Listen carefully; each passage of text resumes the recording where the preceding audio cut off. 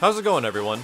Maximilian here, bringing you an introductory video that'll be showcasing some of the productions and videos that I've worked on in the past and some of the stuff I'm going to be producing in the future. For those of you that are familiar with my voice, you'll probably remember me from such videos as the Modern Warfare 3 breakdowns. Kill streaks are now separated into 3 different strike packages. Epic Call of Duty. HQ, this is 216. Roll clear. Good job, boys. Let's go home.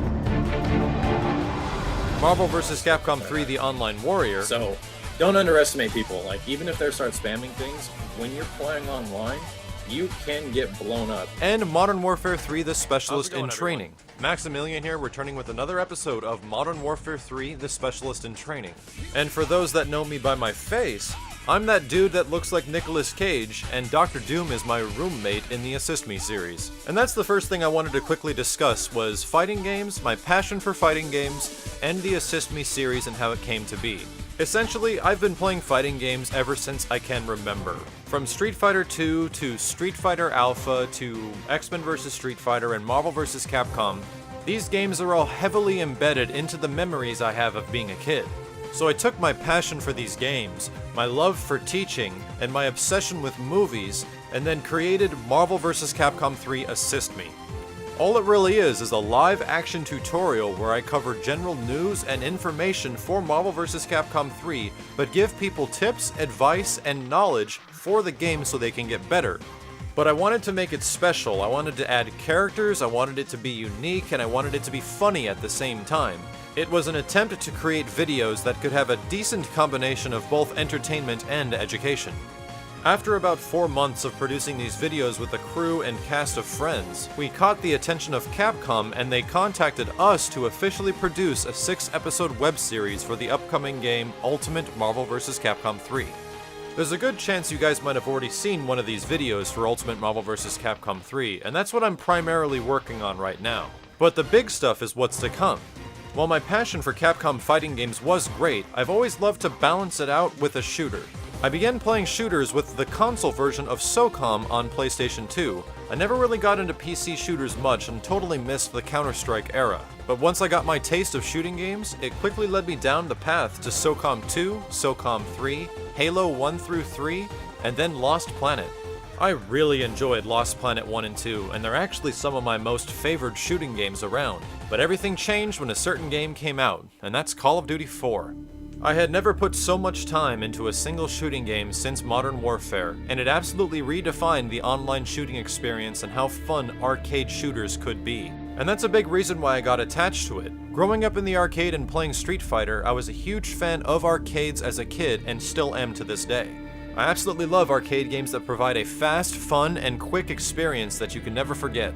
Modern Warfare 3 has me extremely excited, and I'm eagerly anticipating the game's release so I can begin providing video content. But hopefully not just any run-of-the-mill commentary-based video content. If you happen to check out Epic Call of Duty, you're getting a brief glimpse of some of the ideas I have to produce for these games. I'll also be expanding my tips, breakdown, and walkthrough series, The Online Warrior, to games such as Modern Warfare 3, as well as Ultimate Marvel vs. Capcom 3 and Street Fighter Cross Tekken down the line. Most of the time, fighting game fanatics and first-person shooter hardcores are at complete opposite ends of the spectrum when it comes to playing games.